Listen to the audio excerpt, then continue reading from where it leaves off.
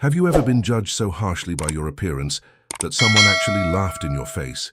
Have you ever felt the burning shame of being treated like you're worthless, like you don't even deserve basic human dignity? Well, let me tell you about the day that changed everything for me. The day I walked into that luxury boutique wearing torn, dirty clothes and asked to see the manager, only to have him laugh until tears rolled down his cheeks. But his laughter died the moment he saw my family name, and what happened next taught me more about human nature, privilege, and the masks we all wear than any lesson I'd ever learned before. I'm sharing this deeply personal story with you today because I need you to understand something crucial about the world we live in, about how we judge each other, and about the invisible barriers that separate us based on nothing more than appearances. This isn't just my story. It's a mirror reflecting something broken in all of us, and I hope that by the end of this journey, you'll see yourself, your biases, and your own experiences in a completely different light. It started on a Tuesday morning, one of those grey, overcast days where the sky seems to press down on you with its weight. I remember waking up feeling restless, feeling like I needed to escape from something I couldn't quite name.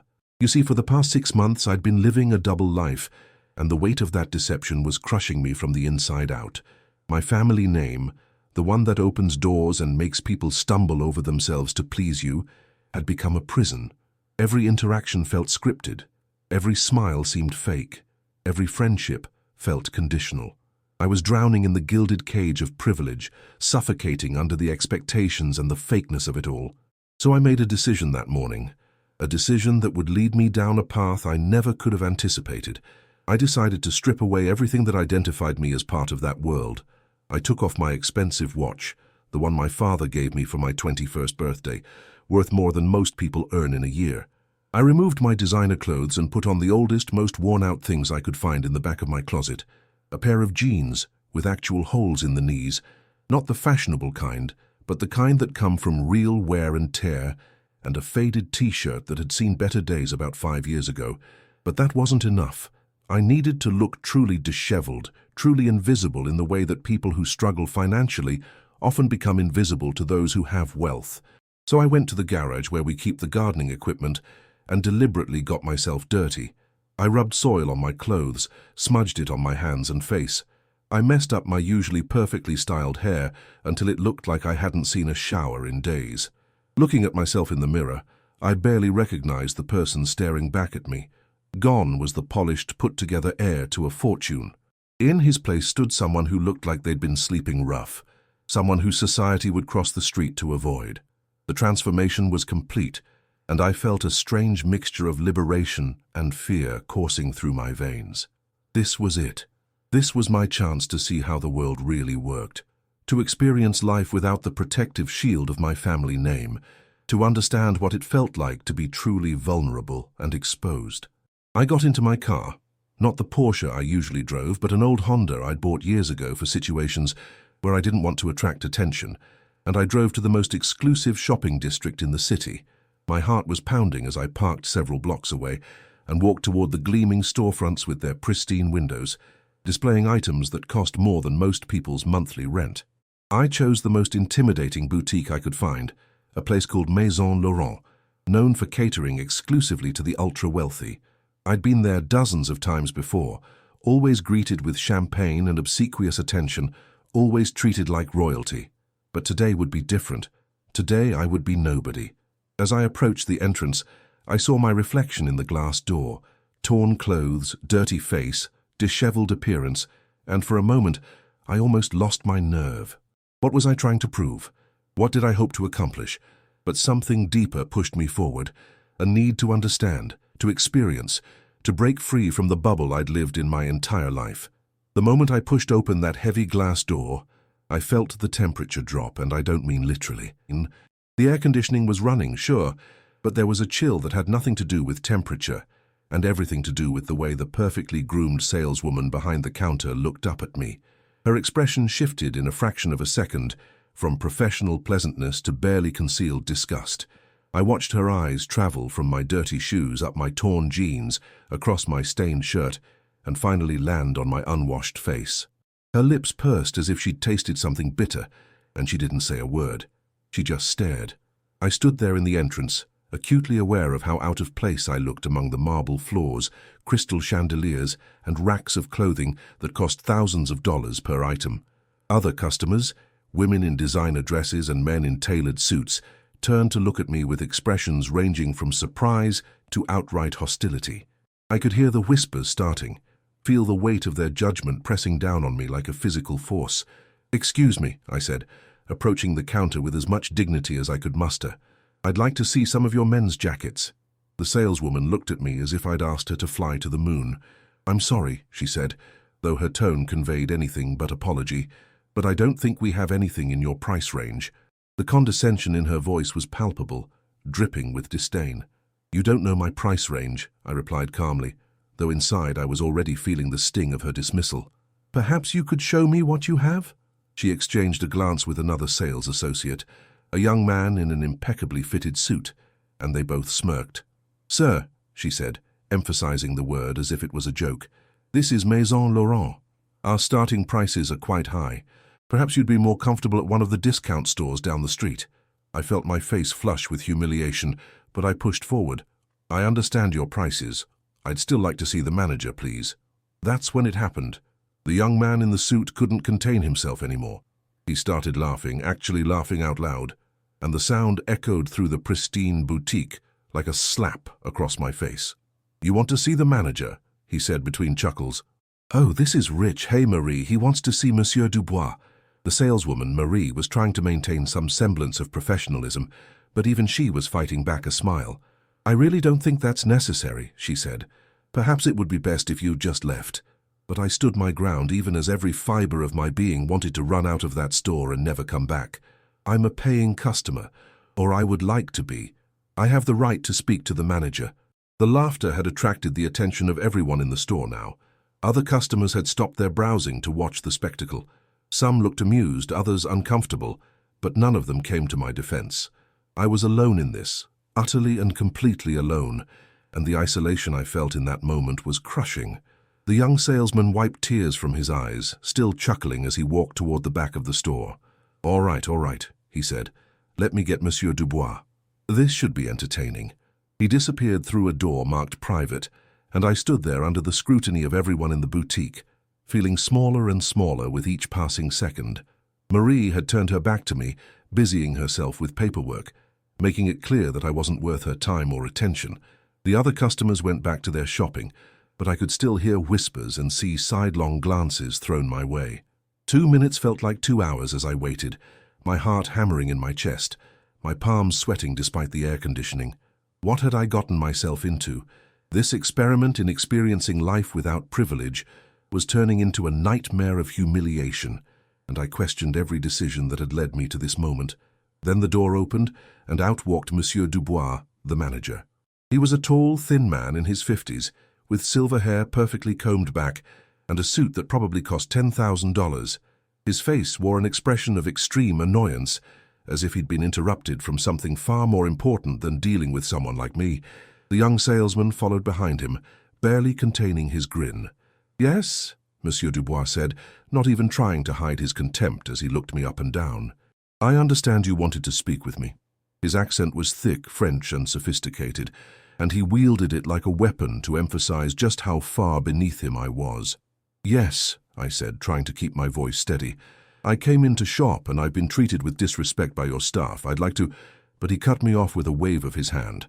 "Monsieur," he said, his voice dripping with disdain, "Maison Laurent has a certain clientele. We cater to individuals of means, of class, of refinement. Surely you can understand that your presence here is, how shall I say, inappropriate." The words hit me like physical blows. Inappropriate. That's what I was to him. Not a person, but an inconvenience, a stain on his pristine boutique. "I have money," I said quietly. "I can afford anything in this store." And that's when he laughed. Monsieur Dubois, the esteemed manager of one of the most exclusive boutiques in the city, actually threw his head back and laughed at me. It wasn't a polite chuckle or a forced smile. It was genuine, mocking laughter that echoed off the marble walls and cut through me like a knife. "You," he said when he finally caught his breath, "you can afford our merchandise? My dear boy, I very much doubt you could afford even the shoelaces on the shoes we sell here." The young salesman joined in the laughter, and even Marie turned around to watch with an amused expression. Other customers weren't even pretending to look away now. They were openly staring, some smiling at the entertainment, others looking disturbed but saying nothing. I stood there frozen, feeling the full weight of what it meant to be judged, to be dismissed, to be treated as less than human based solely on how I looked. In that moment, something inside me broke, not in a bad way, but in a way that shattered the last illusions I had about the world I came from. This was what privilege protected you from, this raw, cutting cruelty, this complete disregard for your dignity and humanity. People who looked like I did right now, people who actually lived the reality I was only playing at, faced this every single day. They walked into stores and were followed by security. They applied for jobs and were dismissed before they even opened their mouths. They existed in a world that constantly told them they didn't matter, that they weren't good enough, that they should know their place. And I had been part of that world, benefiting from it, never truly seeing it for what it was until this very moment. The anger that rose in me wasn't just about my own humiliation. It was about every person who had ever been treated this way, every individual who had been judged and found wanting, based on nothing more than their appearance or the size of their bank account. Have you ever experienced something like this, where you were judged before you even had a chance to speak? Comment below and tell me your story, because I know I'm not alone in this. I reached into my pocket slowly, deliberately, maintaining eye contact with Monsieur Dubois the entire time. His laughter had subsided into a smug smile, confident in his judgment of me, secure in his position of power. I pulled out my wallet, old and worn like everything else I was wearing, and from it I extracted my credit card. But not just any credit card. It was black, made of metal, with a weight that spoke of unlimited credit and exclusive access. More importantly, it had my full name embossed on it in silver letters, my real name. The name that meant something in this city, in this country, in the circles where people like Monsieur Dubois operated. I held it out to him, saying nothing, just watching his face as his eyes traveled down to read what was written there. I'll never forget the way his expression changed. It was like watching ice crack and shatter in real time. His smug smile faltered first, then disappeared completely as his eyes widened. His face went pale, then red, then pale again, as the blood drained away. His mouth opened and closed like a fish gasping for air, no sound coming out. The credit card trembled in my hand, or maybe it was his hand trembling as he unconsciously reached toward it, before snatching his hand back as if burned. The young salesman noticed the change first. "Monsieur Dubois?" he said uncertainly, the amusement draining from his voice as he saw his boss's reaction. Marie had taken a step closer, trying to see what had caused such a dramatic shift, and when she glimpsed the name on the card, her hand flew to her mouth in shock. The entire boutique seemed to hold its breath, waiting, watching, sensing that something monumental was happening but not quite understanding what. "You're—" Monsieur Dubois stammered, his legendary composure shattered into a million pieces. "You're Alexander Whitmore." My family name hung in the air between us like a bomb that had just detonated.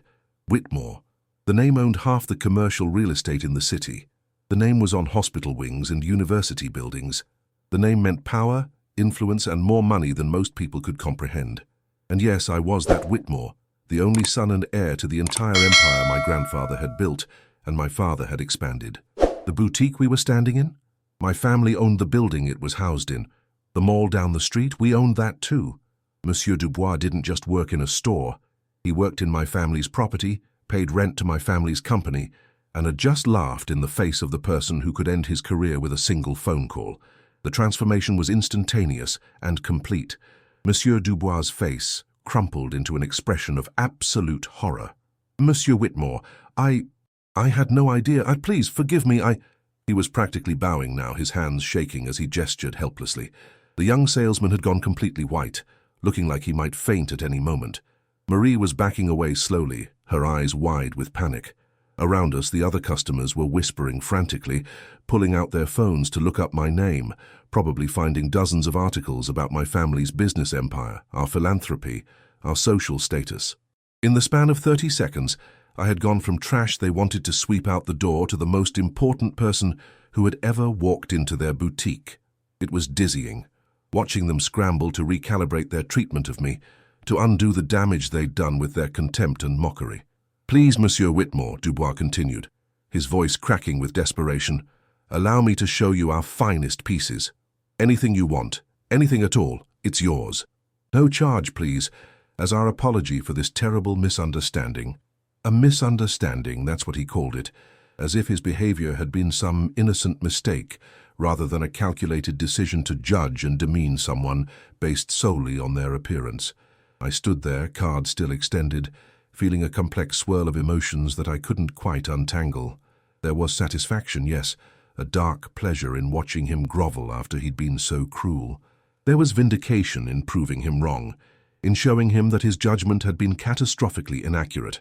But there was also something else, something heavier and more difficult to process. This wasn't really about me at all. I would be fine. I would walk out of here and go back to my comfortable life, my privilege intact. But what about all the people who looked like I did right now, who actually were struggling financially, who didn't have a magic name to make people's attitudes flip like a switch?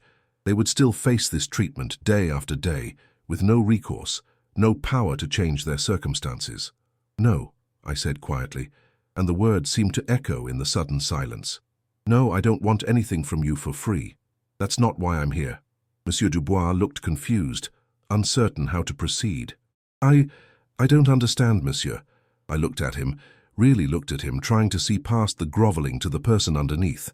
"Tell me something honestly," I said. "If I had walked in here looking the way I normally do, in expensive clothes with my hair styled and driving my usual car, would you have treated me with respect?" He opened his mouth, then closed it again, apparently deciding that honesty might be his best option. "Of course, Monsieur Whitmore. You would have received our finest service." "And why is that?" I pressed. "Why would that version of me deserve respect when this version doesn't?" He struggled with the question, looking genuinely uncomfortable for the first time since his attitude had shifted. Because I would look like I had money," I finished for him. "Because I would fit your image of what a valued customer should be. But here's what I need you to understand. My worth as a human being, my right to basic dignity and respect, doesn't change based on what I'm wearing or how much money is visible in my appearance. The person standing before you now is exactly the same person who would walk in here in a $3,000 suit. Same thoughts, same feelings, same capacity to be hurt by cruelty. The only difference is the costume." The boutique was completely silent now. Every person in that space was listening, watching, and I could feel the weight of their attention.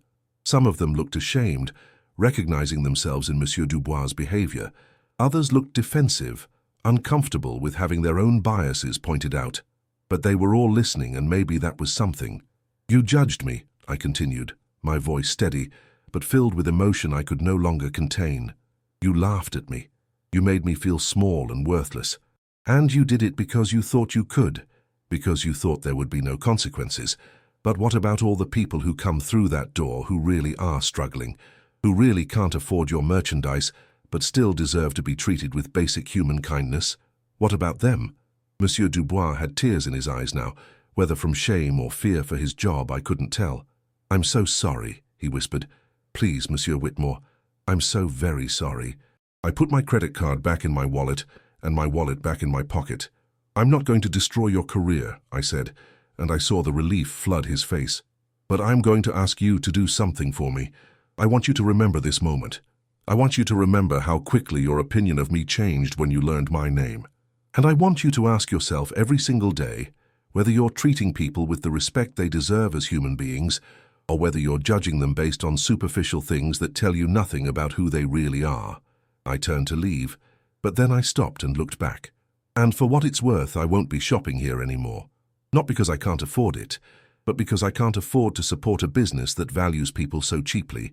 As I walked toward the door, my torn clothes and dirty appearance unchanged, I felt the eyes of everyone in that boutique following me. But something had shifted.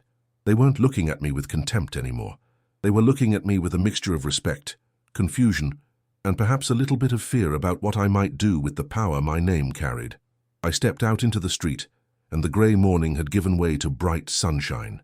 It felt symbolic, though I knew that was just my mind trying to make sense of what had happened. I walked back to my car, got in, and sat there for a long moment, trying to process everything I'd experienced. The experiment had worked, but not in the way I'd expected. I hadn't just learned about how people treat those without visible wealth. I'd learned something much more fundamental about human nature, about the systems we've built that allow people to be judged and dismissed based on arbitrary criteria that have nothing to do with their actual worth. I thought about my father, about the countless times he'd told me that with privilege comes responsibility. I'd always nodded and agreed, but I'd never really understood what that meant until now. It wasn't just about writing checks to charity or serving on boards of non-profits. It was about using whatever power and influence you had to change the way people treated each other, to break down the barriers that separated human beings into arbitrary categories of worthy and unworthy. The drive home felt longer than usual, even though it was the same distance it had always been. When I pulled into the estate, past the security gates and up the long driveway lined with perfectly manicured hedges, I saw my world with new eyes. This was what protected me, this bubble of wealth and privilege that kept the harsh realities of the world at bay. But that protection came at a cost. It isolated me from understanding what life was really like for most people. It allowed me to move through the world without ever having to face the casual cruelties that others dealt with daily.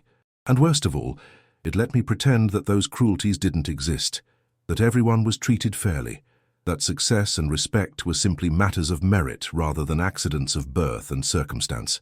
I went inside and immediately headed for the shower, washing away the dirt and grime that had been my disguise. As the water ran brown and then clear, I watched my false identity disappear down the drain. But I knew that what I'd learned, what I'd felt during those humiliating minutes in Maison Laurent, would stay with me forever. You can't unknow something once you've experienced it. You can't unsee injustice once you've felt it directed at you. Over the following days, I couldn't stop thinking about what had happened. I kept replaying the moment when Monsieur Dubois had laughed at me, feeling again the burning shame and humiliation. But I also kept thinking about the moment when everything changed, when my name became known and suddenly I was worthy of respect. That transformation bothered me more than the initial cruelty because it revealed something so fundamentally broken about how we operate as a society. Respect and dignity shouldn't be conditional.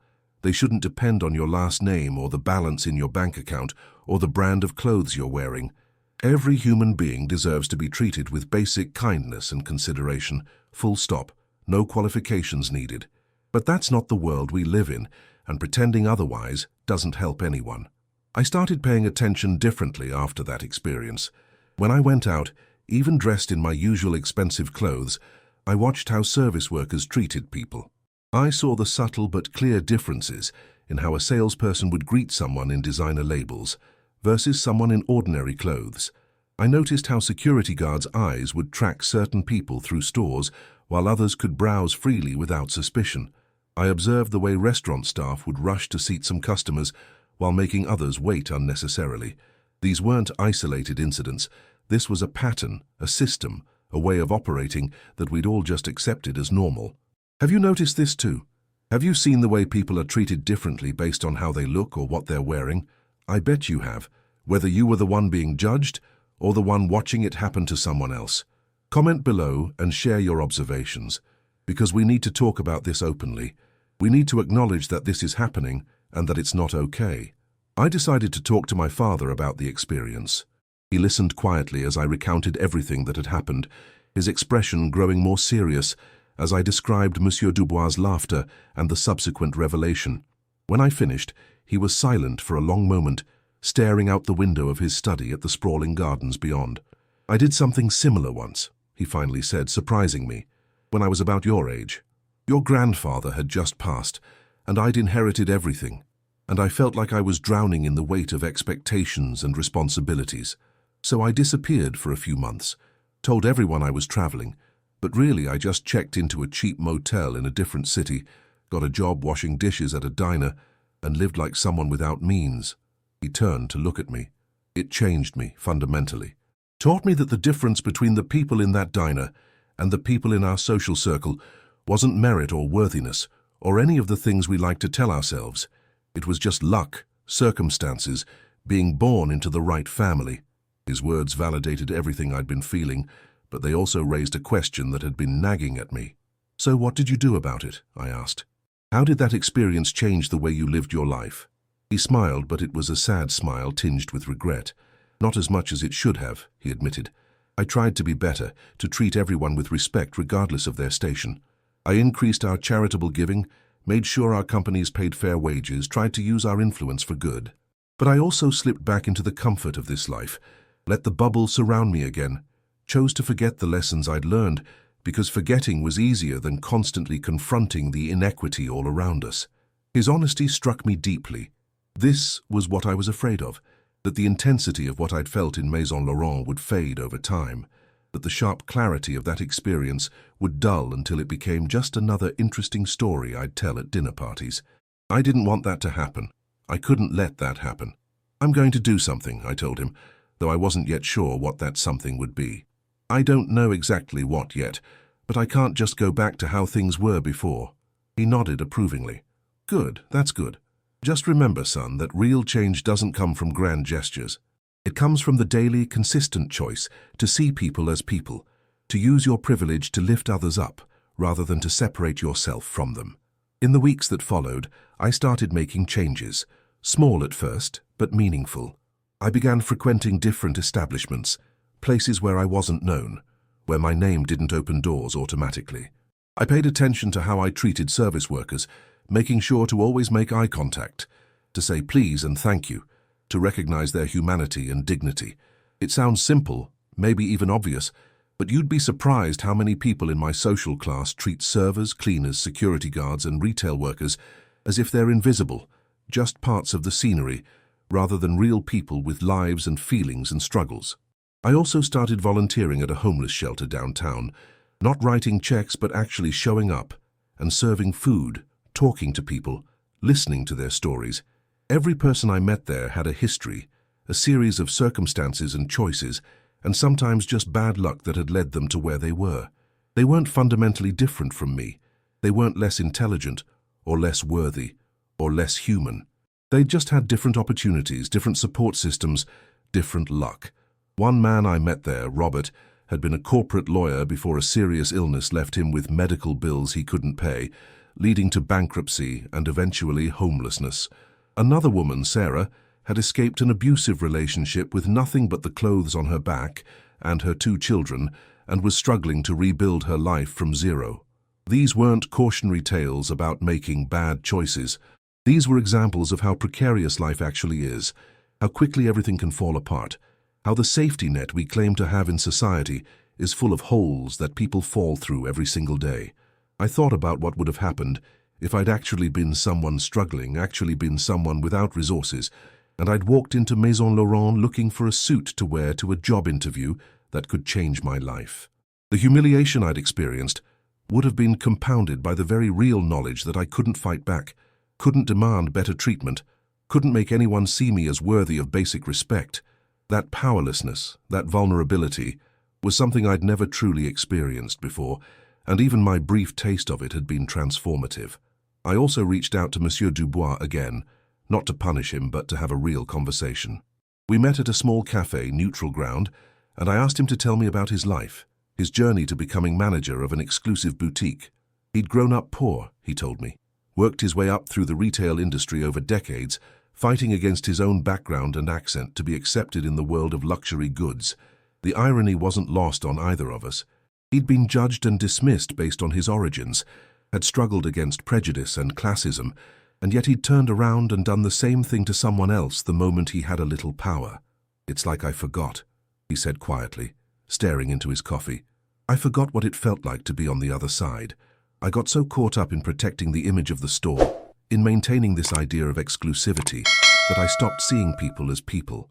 They became categories, valuable customers, time wasters, potential thieves. I lost my humanity somewhere along the way." We talked for over 2 hours, and by the end of it, something had shifted between us. I'd come expecting to lecture him, to make him understand why his behavior had been so wrong, but instead we'd found common ground in our shared recognition that this was bigger than one incident in one store. This was about a system that encourages us to judge and sort and categorize people based on superficial criteria, a system that rewards treating some humans as more valuable than others. He told me he'd gathered his staff after my visit and had a difficult conversation with them about their behavior and attitudes. Some of them were defensive, arguing that profiling customers was just good business, that you had to be careful about who you spent time on, because time was money. But others, he said, had opened up about times they'd been judged unfairly themselves, and how much it had hurt, and how strange it was that they'd then turned around and done the same thing to others. "I've implemented a new policy," he told me. "Everyone who walks through our door gets greeted with respect and offered assistance, regardless of how they look or what they're wearing. It's not much, but it's a start." I appreciated the gesture, but I also knew that policies weren't enough. Cultural change is hard, slow work. It requires constant vigilance, constant self-examination, constant willingness to confront your own biases and prejudices. It means checking yourself when you notice you're making assumptions about someone based on their appearance. It means actively working against the conditioning we've all received about who is valuable and who isn't. As the months passed, I found myself changing in ways I hadn't anticipated. The experience in Maison Laurent had cracked something open in me, and through that crack, light was getting in. I started questioning everything about my life, my purpose, what I wanted to do with the privilege and resources I'd been born into. My father's business empire was impressive, built on real estate, investments, and various other ventures. It made a lot of money for a lot of already wealthy people. But what was it actually contributing to the world? What was I going to contribute if I simply took over the reins one day and continued doing exactly what had been done before?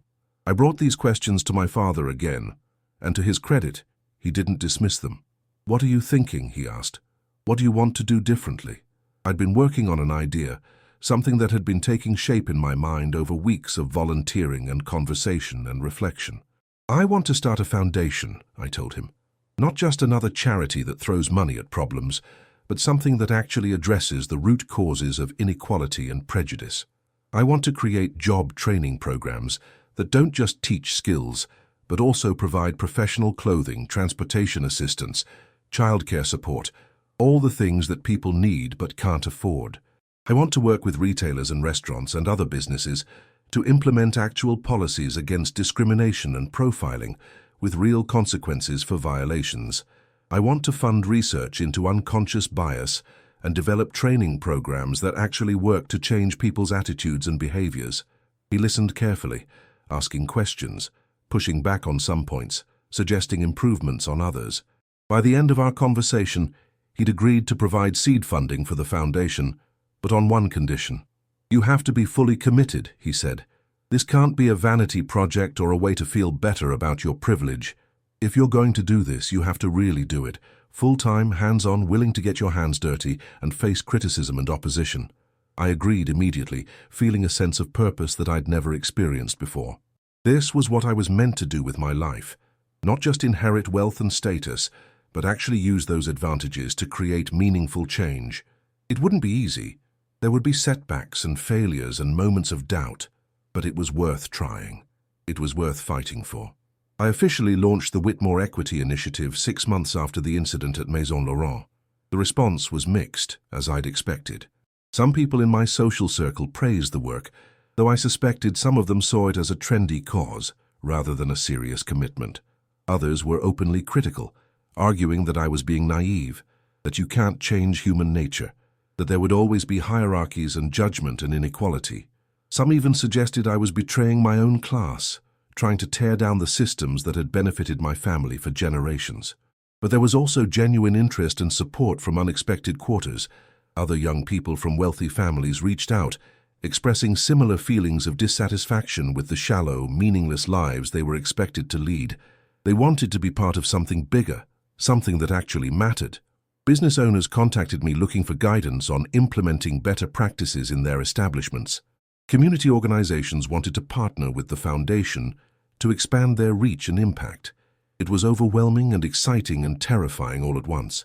One of the first things I did was hire Robert, the former corporate lawyer I'd met at the homeless shelter, to help run the legal side of the foundation. He'd gotten back on his feet with support from the shelter's programs, but he was struggling to find work because of the gap in his resume and the fact that he'd been homeless. "People look at me differently now," he told me. "Even when I explain what happened, I can see the judgment in their eyes. They think there must be something wrong with me, some flaw or failure that led to my circumstances." His experience reinforced everything I'd learned. We judge people based on narratives we construct from limited information, and those narratives are heavily influenced by our own biases and prejudices. Someone who's homeless must be lazy, or addicted, or mentally ill. Someone in torn, dirty clothes must be poor and therefore not worth our time.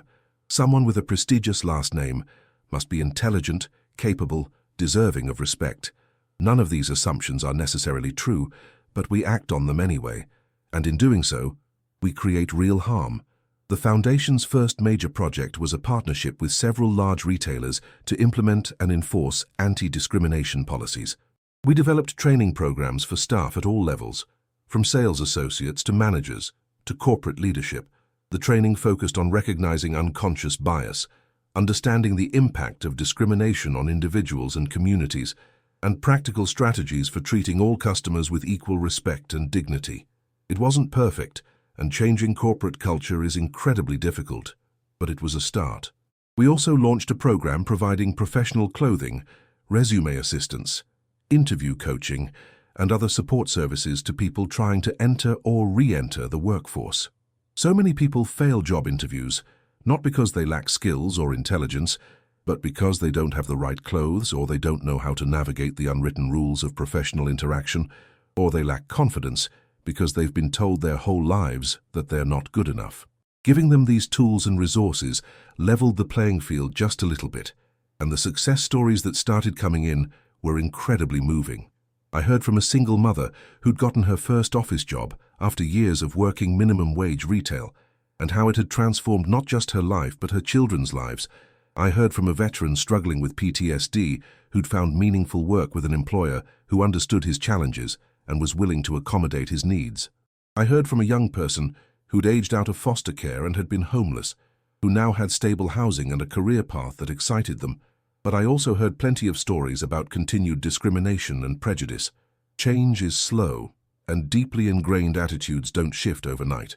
People would go through our training, would nod along and agree with everything we said, and then would continue to profile and judge and dismiss people based on appearance.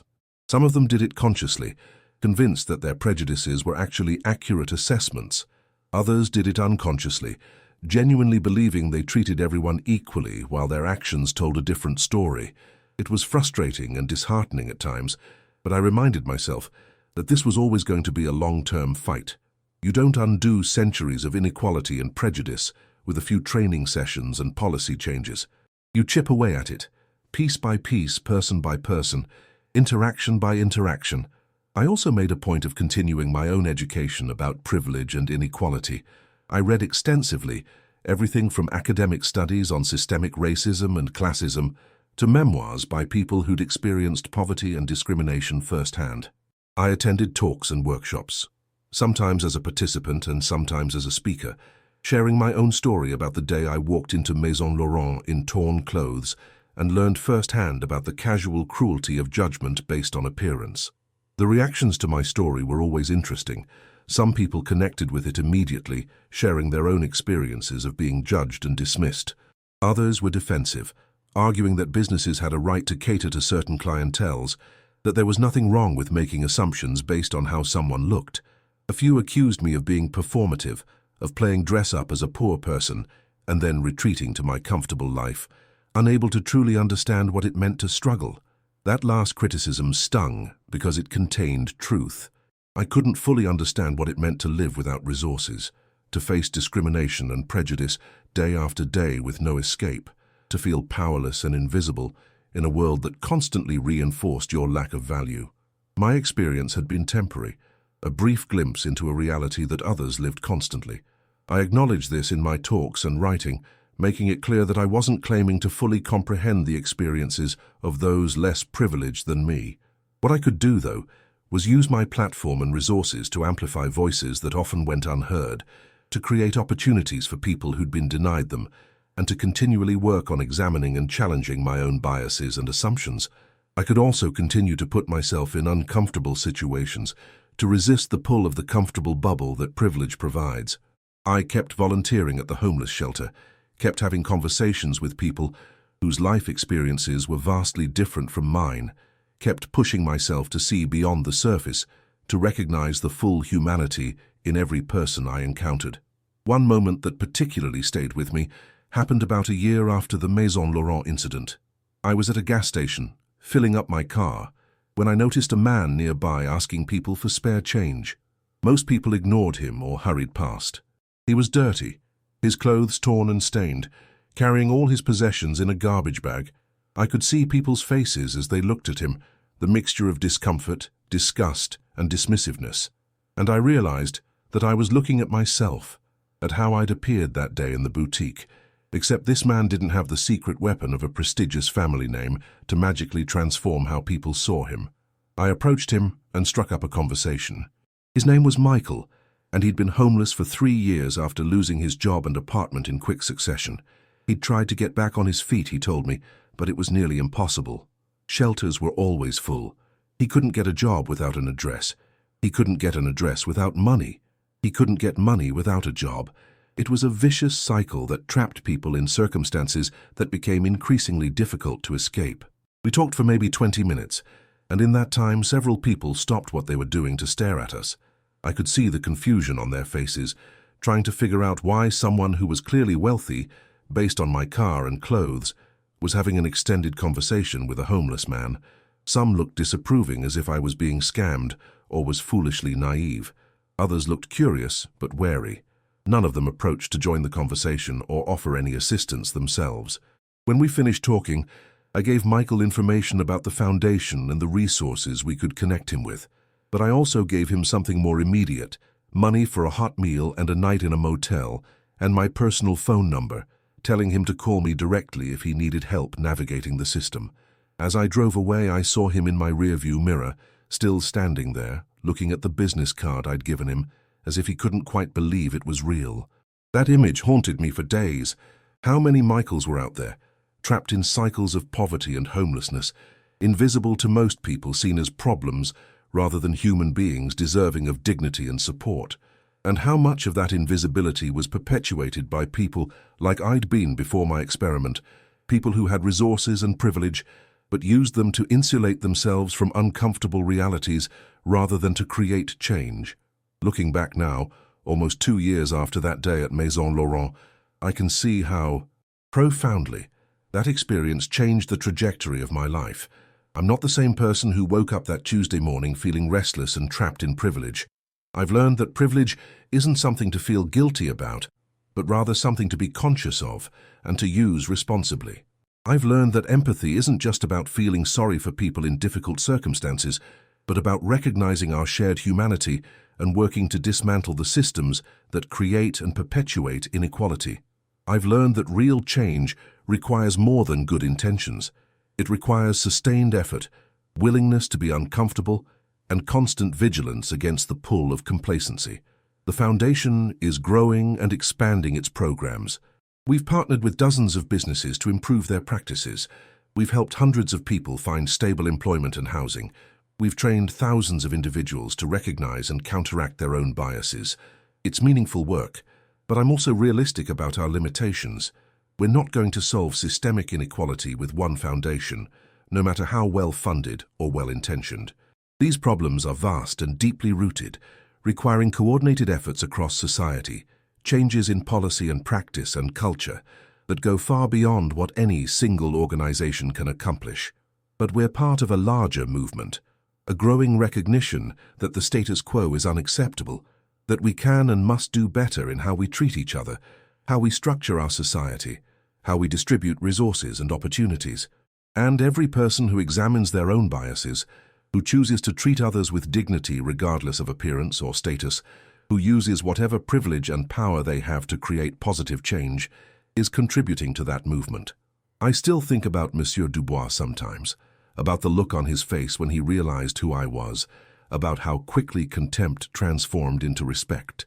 I wonder if he's managed to truly change his attitudes and behaviors, or if the old patterns have reasserted themselves over time. I wonder if the staff at Maison Laurent really treat all customers with equal respect now, or if they've found ways to maintain their prejudices while technically following the new policies.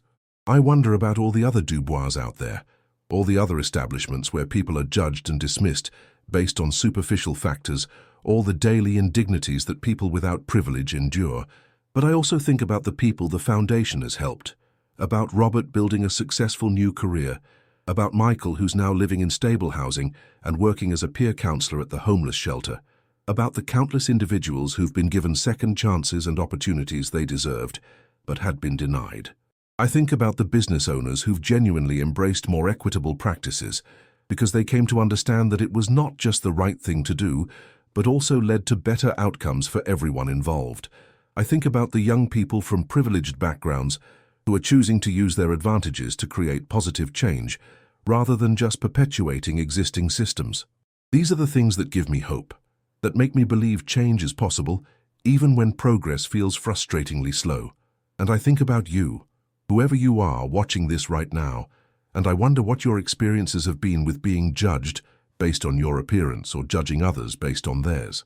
Have you been on the receiving end of discrimination and prejudice? Have you caught yourself making assumptions about people based on superficial factors? Have you witnessed injustice and stayed silent, or have you spoken up even when it was uncomfortable? These are questions we all need to ask ourselves, because this isn't just about me or Monsieur Dubois or Maison Laurent. This is about all of us, about the society we're creating together through millions of daily interactions and choices.